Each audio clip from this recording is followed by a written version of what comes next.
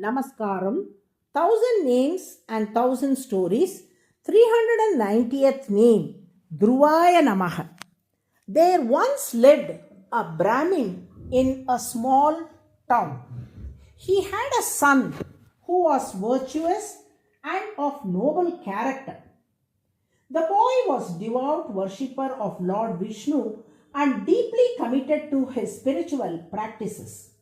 He also served his parents with sincerity and performed his duties diligently and wholeheartedly. As he entered his youth, the Brahmin's son developed a close friendship with the prince. The prince was handsome, strong, and enjoyed all the luxuries that came with royal life, comforts befitting a future king. Observing the prince's lavish lifestyle, the Brahmin boy was struck by the contrast with his own simple life. He thought to himself, if only I were born into a royal lineage in my next birth, I too could enjoy such princely privileges. With this thought in mind, he earnestly worshipped Lord, hoping for such a fate.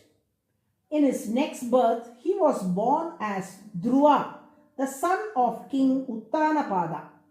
This has been narrated in the Vishnu Purana, first Amsha, chapter 12. That is why when Dhruva performed intense penance, the Lord appearing before him did not grant him liberation or the exalted Dhruvasthana immediately. Instead, he instructed Dhruva to return to his kingdom and rule as a righteous king, thus fulfilling the desire from his previous birth to enjoy the pleasures of royal life. In Bhagavata Purana, it is stated that Dhruva ruled his kingdom righteously for 36,000 years. After fulfilling his duties as a king, he attained the exalted Dhruvasthana and in time reached Vaikuntha, the eternal abode of Lord Vishnu. After righteously ruling the kingdom for 36,000 years, Dhruva crowned his son as king and departed for Badrinath. There he bathed in the sacred waters and began deep meditation. As he immersed himself in intense spiritual practice, a divine airplane descended from the heavens.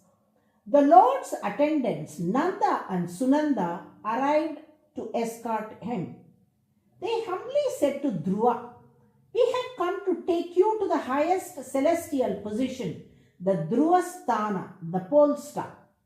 As Dhruva prepared to ascend the divine airplane, Yama, the Lord of Death, appeared before him and offered his head, requesting Dhruva to place his feet upon it while boarding. Honoring Yama's request, Dhruva gently placed his feet on Yama's head and ascended the divine aircraft. As the divine airplane began to ascend, the Lord's attendants Nanda and Sunanda pointed to another celestial craft just ahead. They said, look, in that aircraft, your mother Suniti is traveling towards Dhruvasthana, the pole star.